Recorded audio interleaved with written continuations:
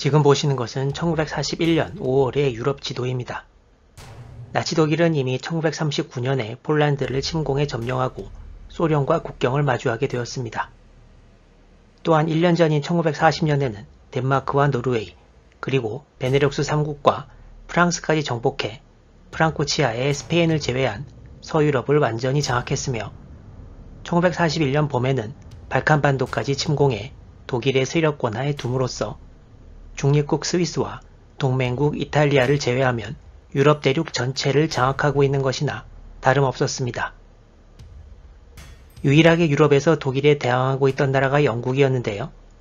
독일은 프랑스를 정복한 직후인 1940년 7월부터 대규모 공군 전력을 동원해 영국의 공군력을 무너뜨리기 위한 영국 본토 항공전을 4개월 동안 치르지만 결국 실패하고 계획했던 영국 상륙도 취소되어 버리고 맙니다. 하지만 영국은 생존에 필요한 물자를 해외에 의존하는 경향이 커서 독일은 이를 노리고 영국으로 오는 보급로를 끊고자 많은 노력을 하게 됩니다.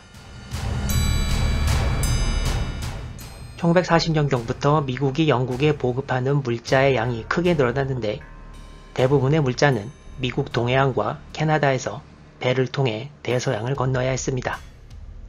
영국으로 들어오는 물자들을 막으려는 독일은 대서양에 잠수함 유보트들을 보내서 호송선단에 막대한 피해를 입혔습니다. 1941년 5월까지 유보트들은 영국으로 가던 물자를 나르던 수송선 215척을 침몰시켜서 1,200만 톤의 물자를 대서양 바닷속으로 수장시켰습니다. 이 선은 지상기지에서 출격한 영국 항공기들이 선단을 보호할 수 있는 한계입니다.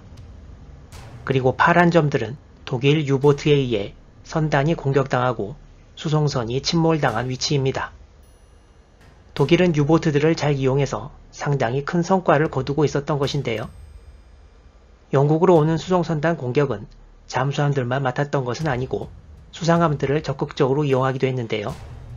여러 척이 있지만 중순양함 아드미랄 쉐어, 전함 그나이제나우, 포켓 전함 아드미랄 그라프 슈페 등이 대표적입니다. 크릭스마린의 2차 대전 당시 독일 해군은 유럽에서 마지막 남은 상대인 영국 해군 로열 네이비에 비해 수상함 전력이 크게 뒤진 상황이었는데요.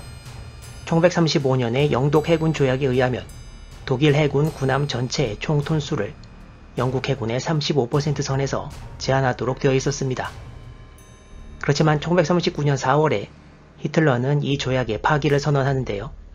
조약을 파기하면서 히틀러는 1936년부터 만들기 시작한 전함 비스마르크와 티어피츠의 완공을 서두르도록 하고 다른 전함들도 계획에 들어갑니다. 독일은 1930년대 초반부터 해군력을 키우기 위한 계획에 들어가 1944년까지 수상함 230척을 확보해 영국 해군에 맞설 수 있는 전력을 계획했지만 히틀러의 욕심으로 예상보다 전쟁이 일찍 터지는 바람에 영국 해군에 상당히 많이 뒤지는 전력으로 2차 대전을 맞게 됩니다. 이러한 상황 아래서 독일의 최신의 비스마르크급 전함 2척, 비스마르크와 티어피츠가 각각 1940년 8월과 1941년 2월에 취역합니다. 독일은 처음에 비스마르크와 티어피츠를 건조할 때 35,000톤급으로 계획했고 영국에도 동일하게 통보했습니다. 그렇지만 비스마르크 진수 직전인 1940년 여름에 당시 중립국이었던 스웨덴 사절단이 비스마르크를 건조하고 있던 현장을 방문했는데 비스마르크가 알려진 것보다 훨씬 더 크고 강력한 전함이라는 정보를 영국 측에 전달합니다. 이때 이미 독일과 전쟁 상태였던 영국은 정찰 비행기 등을 통해 비스마르크의 실제 재원에 대한 정보를 어느 정도는 가지고 있었습니다.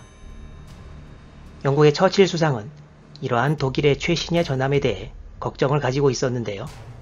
바로 이 전함들이 미국에서 오는 수송선단을 공격한다면 상당한 골칫거리가 되기 때문이었습니다. 비스마르크가 어디에 가장 잘 쓰일 것인지는 독일 측도 잘 알고 있어서 당시 독일 해군 총사령관이었던 에리히 레더 제독도 1940년에 이미 비스마르크급 전함들을 대서양 수송선단 공격에 쓴다는 계획을 히틀러에게 올리기도 했습니다.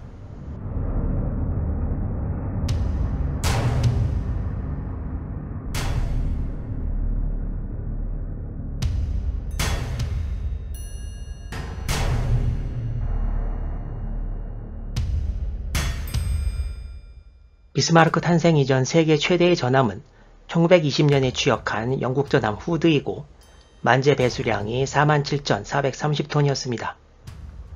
후드는 세계 최대의 전함 타이틀을 20년간 차지하고 있다가 비스마르크가 등장하면서 자리를 내주게 되는데요. 비스마르크의 만재 배수량은 53,300톤이었습니다. 이 기록은 1년 4개월 뒤인 1941년 12월에 취역한 만재 배수량 72,800톤짜리 일본 전함 야마토에 의해서 깨집니다. 비스마르크는 취역 이후 그 다음 해인 1941년 봄까지를 별다른 임무 없이 보내게 되는데요. 1941년 4월 25일에 첫 번째 대서양 수송선단 공격작전 투입이 계획됩니다. 여기서 독일 해군의 다른 전함들 또한 작전에 투입시키는 것이 고려되었는데요. 티어피츠는 1941년 2월에 취역해서 아직 여러 준비 및 훈련이 안 되었고 그나이제나우는 프랑스 브레스트에서 어뢰와 폭격을 맞고 수리가 필요한 실정이었고 샤르노르스트는 보일러 수리 필요로 작전에 참가할 수 없었습니다. 이외에도 작전에 필요한 군함을 찾을 수 없어서 비스마르크는 결국 19,000톤급 순양함 프린츠 오이겐과 같이 작전에 나가게 됩니다. 비스마르크는 같이 작전에 나갈 것으로 예상했던 전함들의 부재에도 불구하고 1941년 5월 19일 고테나펜 항을 출발해 작전에 돌입합니다. 비스마르크의 취역 이후 첫 번째 대형 작전 과연 어떻게 진행될까요? 다음 영상에서 이어집니다. 시청해주셔서 감사합니다.